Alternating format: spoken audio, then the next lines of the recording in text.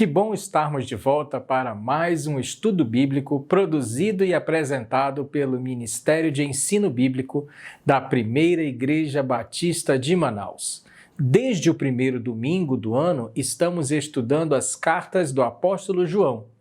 Já vimos todo o primeiro capítulo da primeira carta e hoje vamos continuar a partir do capítulo 2.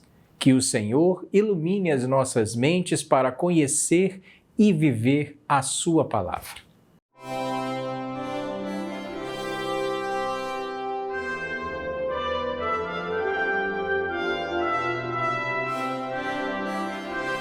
No texto de hoje, leiamos os 6 primeiros versos do segundo capítulo da primeira carta de João. Deixe sua Bíblia aberta, pois de vez em quando vamos precisar voltar ao texto. João escreveu assim: Meus filhinhos, escrevo-lhes estas coisas para que vocês não pequem. Mas se alguém pecar, temos advogado junto ao Pai, Jesus Cristo, o justo. E ele é a propiciação pelos nossos pecados, e não somente pelos nossos próprios, mas também pelos do mundo inteiro. E nisto sabemos que o temos conhecido, se guardamos os seus mandamentos. Aquele que diz, eu o conheço, mas não guarda os seus mandamentos, esse é mentiroso, e a verdade não está nele. Mas quem guarda a sua palavra, nele verdadeiramente tem sido aperfeiçoado o amor de Deus. Nisto sabemos que estamos nele. Quem diz que permanece nele, esse deve também andar segundo como ele andou. João começa apresentando um de seus objetivos ao escrever esta carta. Seu propósito é que os leitores entendam que devem evitar o pecado. Para nós, pode parecer uma preocupação exagerada, pois sabemos o quanto o pecado é prejudicial. Mas o ensino dos falsos mestres exigia essa explanação. Lembremos-nos do que eles ensinavam, que o pecado não existe, ou que ele não afeta a nossa comunhão com Deus. Com isso, liberavam seus seguidores para práticas imorais e devassas, que eram comuns naquela sociedade. No capítulo 1, o apóstolo afirma que devemos andar na luz, assim como Deus é luz. Nesse segundo capítulo, ele mostra qual deve ser a conduta do cristão que anda na luz. Andar na luz significa, entre outras coisas, evitar o pecado. Esse deve ser o alvo absoluto de quem quer andar com Deus. Este ensino era de fundamental importância porque, mesmo dentro das comunidades cristãs, havia quem defendesse uma posição estranha ao Evangelho. Diziam alguns que, já que Jesus perdoou todos os nossos pecados, não precisamos ter medo de pecar, pois já estamos purificados de uma vez por todas. O apóstolo Paulo foi acusado de defender essa posição, por causa de sua grande ênfase na graça de Deus em Jesus. Então, ele respondeu assim em Romanos, no capítulo 5, versos de 1 a 2. Que diremos então? Continuaremos no pecado para que a graça aumente ainda mais? De modo nenhum. Como viveremos ainda no pecado, nós que já morremos para ele? Tendo esse alvo em vista, João nega que o cristão, enquanto vive nesse mundo, ainda está sujeito a pecar. Ele diz, mas se alguém pecar, temos advogado junto ao Pai, Jesus Cristo, o justo. Advogado vem da palavra grega parácletos, literalmente aquele que é chamado para estar ao lado.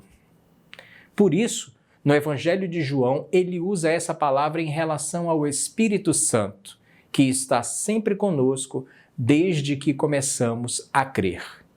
Em João 14,16, O apóstolo diz que nós temos outro Paráclito. Aqui na primeira carta, esse outro Paráclito é revelado na pessoa de Jesus, aquele que nos defende junto ao Pai. Do outro lado está Satanás, como o acusador. Os termos são jurídicos, mas há uma diferença.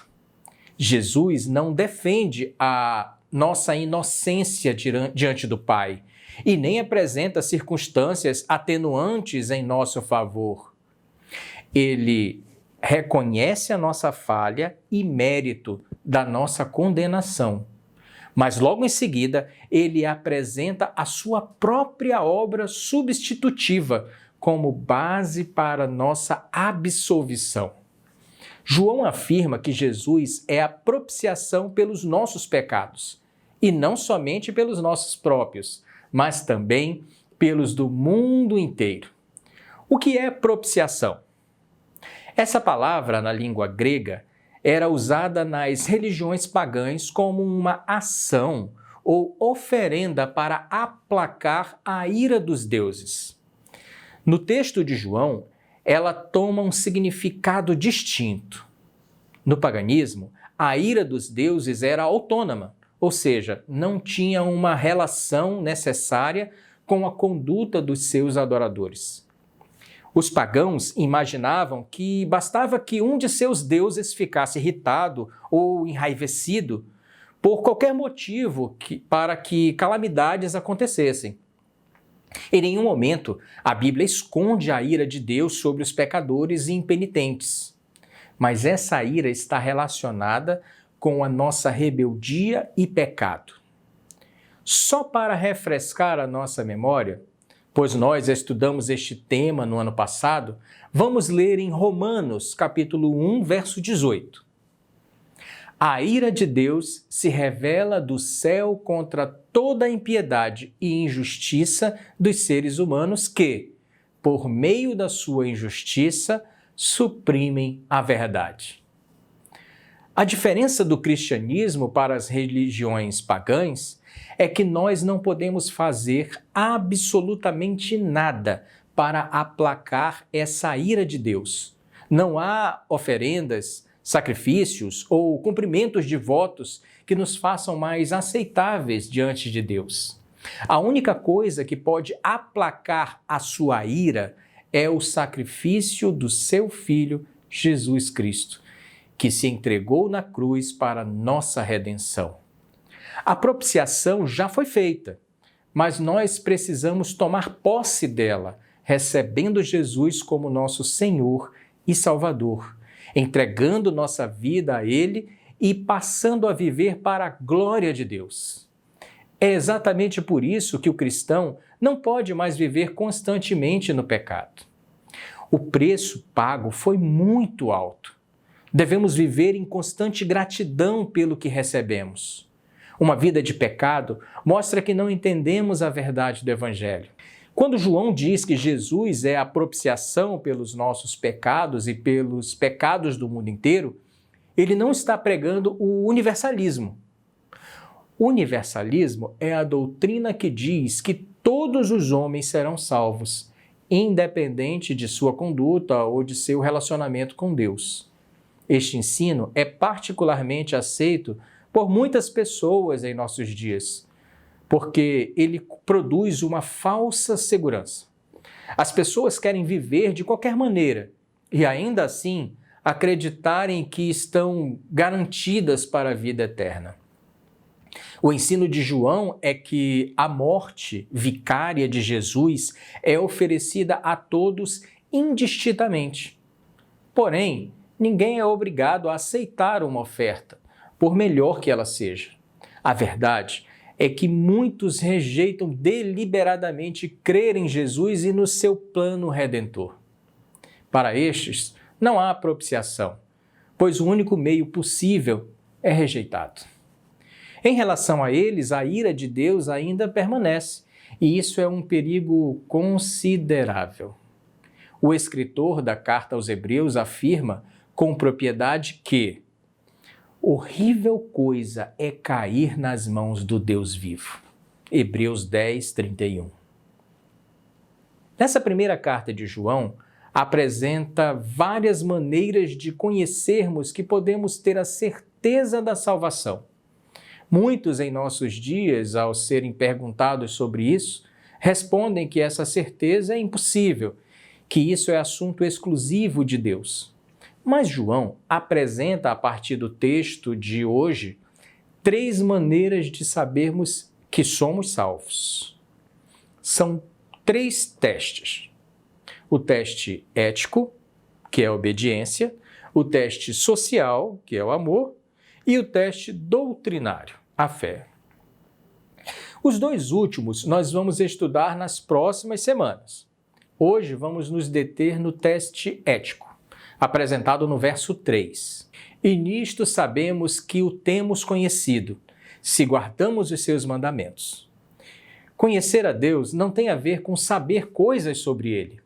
Essa palavra se refere a uma grande intimidade, de tal modo que no Antigo Testamento ela se refere às relações íntimas de um casal.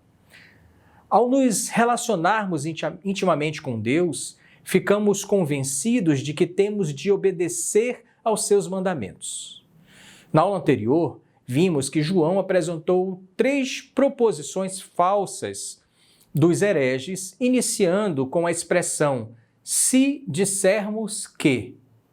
Agora, ele apresenta 2 proposições verdadeiras, iniciadas por "nisto sabemos", versos 3 e 5.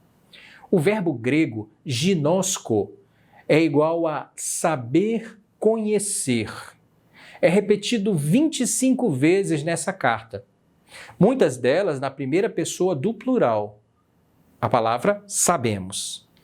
João deseja apresentar provas que façam a distinção entre o verdadeiro cristão e os demais.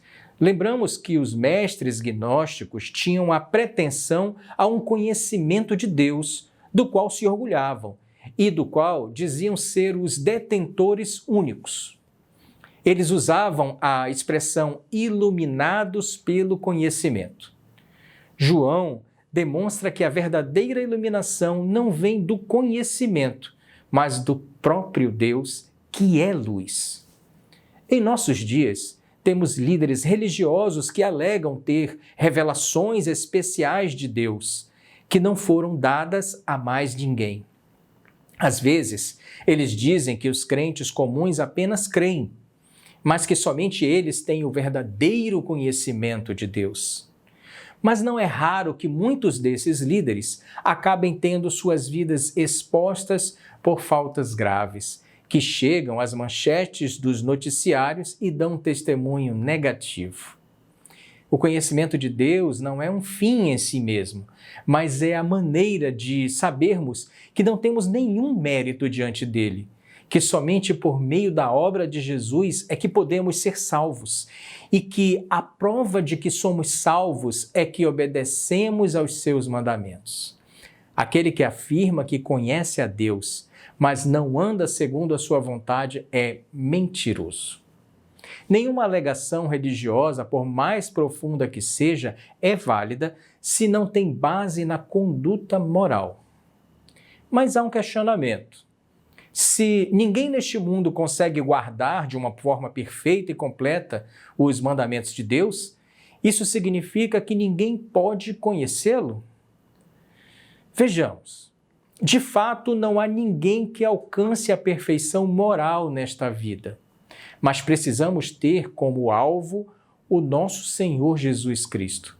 Conforme lemos em Filipenses 3, de 13 a 14, esquecendo-me das coisas que ficam para trás e avançando para as que estão adiante de mim, prossigo para o alvo, para o prêmio da soberana vocação de Deus em Cristo Jesus.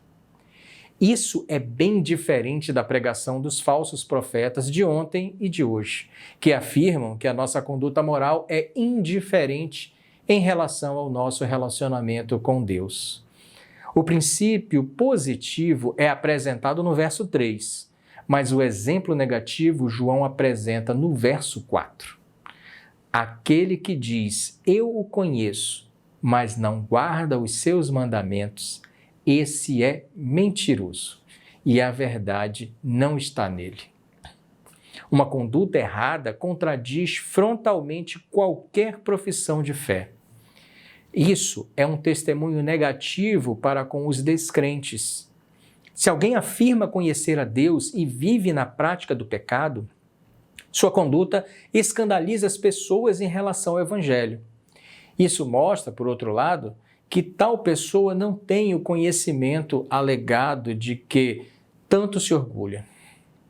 Se conhecesse a Deus de verdade, procuraria viver em obediência aos seus mandamentos. A seguir, João apresenta o modelo verdadeiro como prova do que está afirmando. Mas quem guarda a sua palavra, nele verdadeiramente tem sido aperfeiçoado o amor de Deus. Quem guarda a palavra de Deus não escolhe partes dela para observar. Toda a palavra é digna de aceitação e obediência. Quem guarda a palavra de Deus tem sido aperfeiçoado no amor.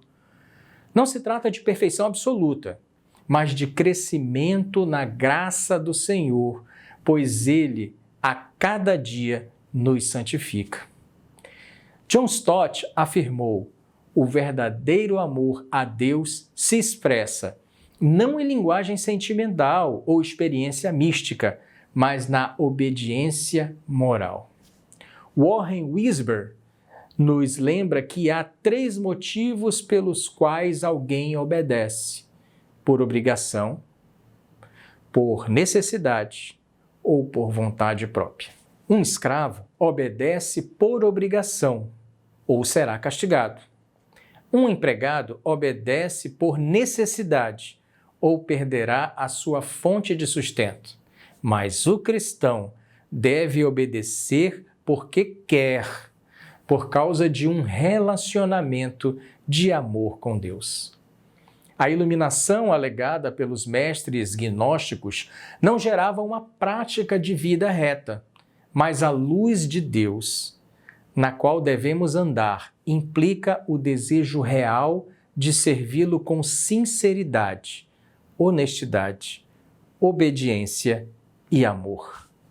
É importante notar que Jesus não foi apenas um exemplo moral para a humanidade. Ninguém é salvo por fazer coisas boas, embora essa atitude seja digna de elogio. A obediência é a prova de que o conhecemos e que já somos salvos, e não um pré-requisito para a salvação. Por isso, João conclui que a certeza da nossa salvação reside em estar nele, ou seja, em Jesus. Nisto sabemos que estamos nele. Estar nele é uma expressão muito usada pelo apóstolo Paulo e que significa estar unido com Jesus. Quando entregamos a nossa vida a Ele, somos ligados com Ele para a vida e para a morte. Porque se fomos unidos com Ele na semelhança da sua morte, certamente o seremos também na semelhança da sua ressurreição, conforme Romanos 6:5. Estar nele é uma condição para que possamos permanecer nele. Permanecer é uma palavra muito querida de João, que a utiliza 66 vezes em seus escritos. Em alguns contextos é traduzida como habitar. É a palavra-chave para entender o verso 6, que diz: quem diz que permanece nele, esse deve também andar, assim como ele andou. Quem permanece nele deve andar no caminho da cruz. Quantas vezes nós já cantamos: certamente vou no caminho da cruz com resolução andar. Mas será que entendemos o que estamos cantando? Nós não podemos e nem seria necessário repetir o sacrifício de Jesus na cruz. O que ele fez já foi suficiente.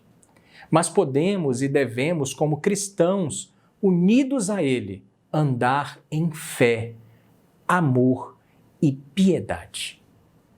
obediência e sacrifício da mesma maneira que Cristo andou. Dessa maneira, provamos que andamos na luz, temos comunhão com o Pai e com o Filho, amamos os irmãos e não podemos ser acusados de mentir. Devemos voltar ao assunto inicial desse estudo. Jesus é nosso advogado junto ao Pai. Lembremos que ele não apenas defende a nossa causa, que, diga-se de passagem, era uma causa perdida, mas a sua obra na cruz é a causa da nossa absolvição. O nosso pecado custou muito caro. Jesus pagou o preço, por isso nós não precisamos pagar mais nada. Jesus apresentou-se como sacrifício, como era exigido no Antigo Testamento. Mas o sacrifício de animais era transitório, enquanto o sacrifício de Cristo é permanente. Livres e perdoados do pecado, podemos viver para a glória de Deus e mostrar ao mundo com a nossa vida correta que andamos na luz e somos filhos de Deus. Rejeitemos qualquer insinuação de que a graça de Cristo é insuficiente, ou de que podemos viver uma vida de pecado porque a graça de Deus é maior. Viver assim é andar nas trevas e não compreende o verdadeiro significado do sacrifício de Cristo por nós. Aprendemos hoje que Jesus é nosso advogado junto ao Pai. Mas nós sabemos que um advogado só tem legitimidade de representação se quem o contrata fizer uma procuração, dando a ele poderes para defendê-lo. Da mesma forma, o nosso advogado junto ao Pai só poderá fazer a nossa defesa se ele for constituído. Em vez de uma procuração, nós precisamos entregar a ele a nossa vida. Ele é o advogado mais confiável que existe, porque até hoje nunca perdeu nenhuma causa. Se já somos perdoados, pensemos um pouco a respeito de nossa própria conduta. Será que eu estou andando na luz? Será que eu estou seguindo os passos de Jesus? Será que eu estou buscando conhecer a sua palavra para viver de acordo com ela? Será que consigo reconhecer os falsos ensinos dos profetas, do erro de nosso tempo para evitá-los? Pense sobre isso e assuma um firme compromisso com o Senhor. Até o próximo domingo e que o Senhor nos dê um dia abençoado.